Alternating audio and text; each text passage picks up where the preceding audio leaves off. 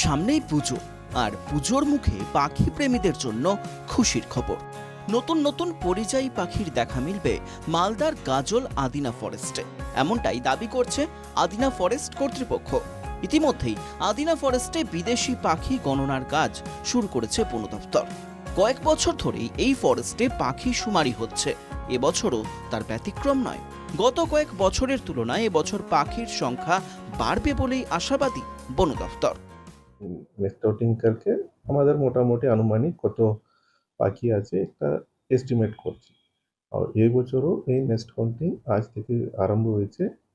আজকে আর কালকে দুদিনের মধ্যে এটা কমপ্লিট হয়ে যাবে। পিছলে সাল আনুমানিক ৮,০০০ কাছাকাছি ছিল, মনে হয়েছে এই বছর একটু বেশি আছে। এবছর কয়েক ঝাঁক রাশিয়ান বার্ড এসেছে আদিনা ফরেস্টে। রাশিয়ান বার্ড এই আদিনা ফরেস্টে এবারে বেশি করে বাসা বেঁধে প্রজনন ঘটাতে পারে বলেও মনে করছেন বন দপ্তরের কর্তারা। এই যে বিভিন্ন সুদূর দেশ থেকে রাশিয়া বলুন, অস্ট্রেলিয়া থেকে অনেক জায়গাতে পরিযায়ী পাখিগুলো আসে। বেশিরভাগ যেমন Asian open horn, open bill stork, then আরও যেসব আছে তার পরিমাণটাই বেশি। এছাড়া অনেক বিভিন্ন রকম স্টক বিলগুলো আসে, আরও বিভিন্ন রকম প্রজাতির আসে। তো এবার নতুনভাবে আমরা ডাটাবেসটা নতুনভাবে রিনোভেট করছি, নতুনভাবে আমরা শুরু করছি।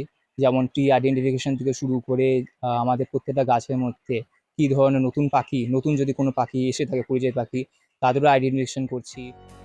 আদিনা ডিয়ার ফরেস্টের প্রতিটি গাছ ধরে পাখির বাসা চিহ্নিতকরণের পাশাপাশি গোনা হচ্ছে পরিযায়ী পাখিদের বাসাও। গড় পরিসংখ্যান অনুযায়ী খাতাবন্দি করা হচ্ছে বর্তমান পাখিদের বাসস্থান ও প্রজননের সংখ্যা। তো আমরা প্রথমে একটা ট্রিকে আইডেন্টিফাই করি যে ট্রিটা কোন ট্রি আছে, কোন গাছ রয়েছে, কোন প্রজাতির গাছ রয়েছে, সেটাকে আমরা লিপিবদ্ধ করি।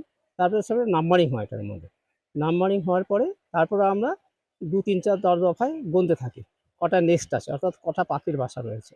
একটা পাখির বাসার মধ্যে যতগুলো পাখি থাকে তার হিসেব করে একটা এভারেজ আমরা ধরে নিই যে একটা পাখির বাসার মধ্যে মিনিমাম ২টো বা ৩টে থাকে, তার এভারেজ করে আমরা হিসাব করতে থাকি।